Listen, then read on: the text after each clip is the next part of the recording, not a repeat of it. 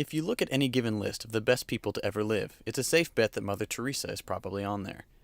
She's hailed as the pinnacle of human kindness, and was just recently declared a saint in front of huge crowds at the Vatican.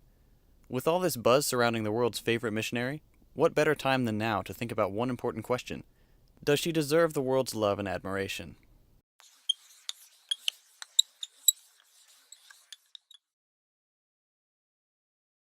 Mother Teresa, born Agnes Gonca Bohaciu, was an Albanian Indian Roman Catholic nun and missionary.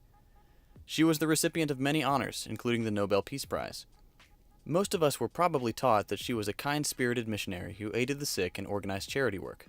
But what most people are not aware of is that Teresa was a controversial figure even while she was still alive. She was both praised and criticized for her anti-abortion views, and she was criticized for the sanitary conditions in the houses for the dying she ran. But let's start at the beginning. Agnes was born August 26, 1910, though she later adopted August 27th, the day she was baptized, as her true birthday.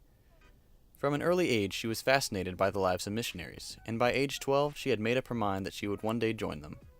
Agnes left home in 1928 at the age of 18 to join the Sisters of Loreto in Rathfarnham, Ireland to learn English, with the goal of becoming a missionary.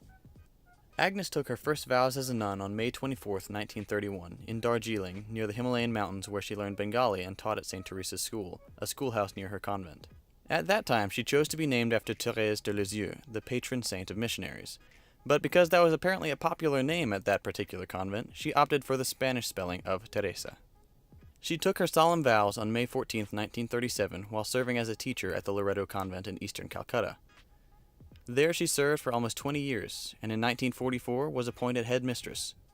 On September 10, 1946, among the horror of Hindu-Muslim violence, Teresa experienced what she later described as the call within the call. She said, "I was to leave the convent and help the poor while living among them. It was an order. To fail would have been to break the faith." One author later wrote, "Though no one knew it at the time, Sister Teresa had just become Mother Teresa." Teresa quickly began tending to the needs of the destitute and starving. In 1949, she was joined by a group of young women, and together they laid the foundations of a new religious community helping the poorest of the poor. On October 7, 1950, Teresa received Vatican permission to start the congregation that would become the Missionaries of Charity, the foundation for which she is most famous. It began as a small congregation in Calcutta with a mere 13 members. But by 1997, it had grown to more than 4,000 sisters, running orphanages, AIDS hospices, and charity centers around the world. Sounds pretty good, right? Maybe not so much. While Mother Teresa did do more than most people to organize aid for the poor, she was involved in some very shady business practices. Teresa's clinics received millions of dollars in donations, yet their conditions were appalling. There was a disturbing shortage of medical care, systematic diagnosis, and necessary nutrition, as well as a decided lack of painkillers. Teresa once told a cancer patient that pain means Jesus is near you, and that suffering is an opportunity to share in the passion of Christ. Teresa said that she compared suffering to kisses from Jesus, to which the patient replied, "Please tell Jesus to stop kissing me." One of Teresa's most outspoken critics was Christopher Hitchens, the English journalist, literary critic, and anti-theist who wrote the extended essay, The Missionary Position, Mother Teresa in Theory and Practice. In one article, he wrote, "This returns us to the medieval corruption of the Church, which sold indulgences to the rich while preaching hellfire and continence to the poor. Mother Teresa was not a friend of the poor. She was a friend of poverty. She said that suffering was a gift from God. She spent her life opposing the only known cure for poverty, which is the empowerment of women and the emancipation of them from a livestock version of compulsory reproduction." He went on to accuse her of hypocrisy for opting to receive advanced Western treatment for her heart condition when she routinely denied even painkillers to her patients. Hitchens was called by the Vatican as a witness to give evidence against Teresa's canonization process. During that time, Hitchens had the opportunity to speak to Teresa. He reported, "It was by talking to her that I discovered, and she assured me, that she wasn't working to alleviate poverty. He said, she was working to expand the number of Catholics. She said, I'm not a social worker. I don't do it for this reason. I do it for Christ. I do it for the Church." In keeping with her seemingly masochistic tendencies, on several occasions Teresa only offered prayers and medallions of the Virgin Mary to victims of natural disasters in India, rather than actual aid, monetary or otherwise. Teresa also had some rather dubious political contacts, and she is accused of accepting a financial grant from the Duvalier dictatorship, which is deemed responsible for the murders of over 30,000 Haitians between 1957 and 1986. Finally, and perhaps most disturbingly, Mother Teresa's charitable foundations raised hundreds of millions of dollars during her lifetime, but much of that money appears to have vanished into several secret bank accounts that the nun kept.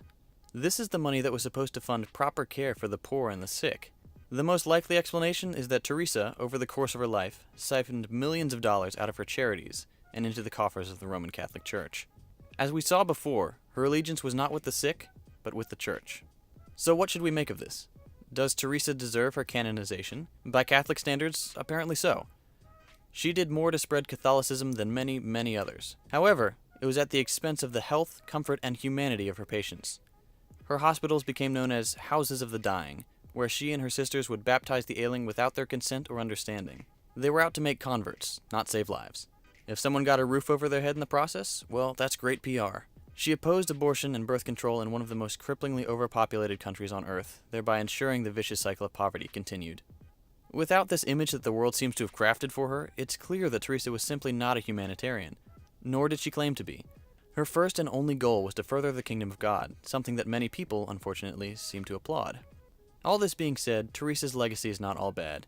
As one of Teresa's critics said, if the extraordinary image of Mother Teresa conveyed in the collective imagination has encouraged humanitarian initiatives that are genuinely engaged with those crushed by poverty, we can only rejoice. It is likely that she has inspired many humanitarian workers whose actions have truly relieved the suffering of the destitute and addressed the causes of poverty and isolation without being extolled by the media.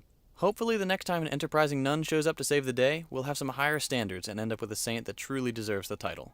If you liked this video, please be sure to like and subscribe to keep up to date with the latest content. Thanks for watching, and we'll see you in the next video.